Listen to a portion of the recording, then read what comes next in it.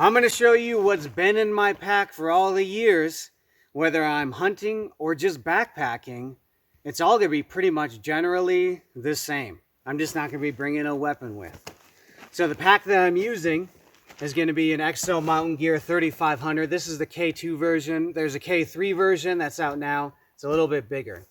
And so I added a Mystery Ranch lid on the top that gives me a little bit more capacity because I like the lid on this better versus the one that I have. So inside my lid, sometimes I'll put food in here. I have a little signal panel in case I get into an emergency. I also have my stove. Inside my stove is a titanium cap. I have an MSR pocket rocket too, which I keep inside a shop towel just for noise, so it's not rattling around inside there. And then this fuel bottle will last you at least 5 days, somewhere in there, boiling water a couple times a day. Have an extra platypus bag, and that's for water to help have some camp water, and if my other platypus bag breaks on me. This is an extra cup, a double wall titanium cup for weight. That helps to scoop out water when I'm filling up a platypus bag through those small mountain streams, as well as keep my coffee hot while my other water is heating up for oatmeal in the morning. Have my tags, ultralight flagging tape, and then a knife sharpener around the inside. Garmin InReach is extremely important, so I can talk over the satellites to my family and let them know what's going on, or even my hunting partner while I'm out there. Great thing to have. And then I have a Ditty Bag full of stuff as well. Inside my Ditty Bag, I have some extra calls. This is a little light that can go in the tent just to hang up just for fun. Extra rubber bands to hold my stove together. Toothbrush, body glide, anti-chafing, toothpaste, extra small E-light, ultralight headlamp, sewing kit, which is nice to sew up your uniform while you're out there, some chapstick, polypad repair material. If my polypad pops, that's a bad day. Extra flagging tape. Emergency supply of tinder, Vaseline, and cotton balls, only about 3. Some extra bow making or bow fixing materials, individual Allen wrenches, a nock, and then some thread as well. Hand sanitizer. I may or may not have that in there. Sometimes I do. Signal mirror in case I get into an emergency. My InReach dies. Tenacious tape. That helps to repair things.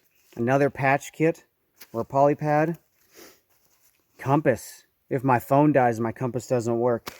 And then an extra lighter. And whistle for signaling. I keep all that in a Ditty Bag so it's not rolling around, rattling around, making a bunch of noise, as well as keeping things organized. Also have a portable power bank, 20,000 milliamp. Charges my phone at least 5 times throughout the trip. On the outside, trekking poles. These are just black diamond aluminum poles. Nice and strong. I'd rather have aluminum versus carbon, because carbon a lot of times will just snap. And aluminum, you can kind of get away with bending it back if it doesn't bend too hard. A saw is really nice for sawing the legs off an animal or an elk, along with cutting up a pole to hang your meat off that pole, or maybe clearing brush, trees, or whatnot. Just a nice lightweight saw is a good thing to have. On the outside right here, my bugle, attached to a keyback lanyard with tape around it, and then just goes in one of my loops, so I'm not walking around with my bugle, which is a pain in the butt. On the other side, quick access panel, baby wipes, Sawyer squeeze rolled up with a platypus, BioLight headlamp. This one is nice, it's real bright. I really don't like the settings as far as changing from red light to white light if I'm walking at night, but I'm going to deal with that. But basically it's ultralight and real bright LED. Oh, I have 2 saws. I only need 1. Sometimes I put my baby wipes in a plastic bag. If I'm rationing them out for a long trip, I do 3 baby wipes per day. Then I have my titanium spoon attached to a little lanyard. Long handle spoon if you're using mountain houses or just getting deep into a jet boil. A long handle spoon is real nice. Couple other things on the outside of the pack. In my small side case, I have some lines here. At least 5-foot lines, but on this one I have 6 5-foot lines for tying up the meat pole and tying up the leg quarters to that meat pole. And it's always handy to have 550 cord. 1 extra pair of socks, so your feet are going to get wet during the day. Take those off, put them in your pants at night in your sleeping bag next to your skin, and they'll dry out. And then you can put your dry socks on throughout the night if it's cold. 1 or 2 stocking hats, real nice, a thin one and a thick one. Great thing to have to wear either when you're sleeping or when it's cold in the morning. And some gloves when you have those 35-degree mornings when you're out there. On the side, easily accessible, a tourniquet in case something bad happens. You have it, and then your buddy knows where it's at as well, just in case. Let's go to the inside.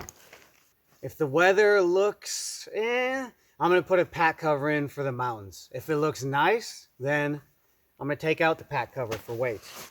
I have a food bag to hang all my food in a food cache with a line inside that. My food, individually packaged. This one is 2 pounds of food. So if I have a big long trip coming up, maybe I'll bring it down to 1.75 pounds to help save a pound or 2 of weight, but usually right around 2 pounds is what I like. From Kuiu, a Peloton 240. Barely take this thing off during the season.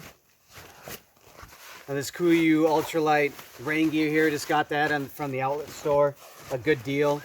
Top and bottoms. I don't go into the mountains without it. You just never know. Some people kind of risk it and not bring bottoms, but it's only a few ounces. For my next warming layer, I have a puffy. This one is a down puffy. Just a cheap one from Costco. It works fine.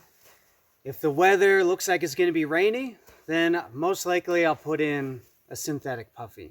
Right around the same weight, just a thin one, so it stays warmer when wet. Big Agnes Sleeping Pad SLX. This is the pump inflator. Sometimes I use this Kuiu Summit Refuge 2P. That works for my hunting buddy and I. It works well. Somewhat heavy, but it's fully enclosed versus a tarp. But I want to move to a tarp. We'll see. My sleeping bag is a Marmot Helium, 15 degree. I like that temperature range. And on the bottom, I have my game bags from Kuiu. This is a 3-liter water bladder, and Kuiu just put their name on it, but it's from Platypus, 100 ounce, works awesome, hasn't popped on me yet, love it, absolutely love it. And that's everything in my pack. It's not that much. My chest harness on the outside, wind checker, on the other side, elk call, easily accessible. On the inside here, binos. On the top, elk calls. Front, rangefinder pocket. And then here, I have my release, extra elk call. My bow that I've been using, I shot all my elk with. It's a Matthews no cam. It's old, it's slow, but it works. It's better than a stick, which I'm moving towards. I love this Kuiu system where it protects your string, sight, and arrows right here. So elk's coming in. Basically, it's easy just to take this off and go from there. But when you're walking through the brush with a thick, nasty brush, all this brush gets caught in between your cables and then pulls you down. So that not only helps protect it from getting cut and abraded, but keeps that from happening. This also keeps individual arrows from popping out.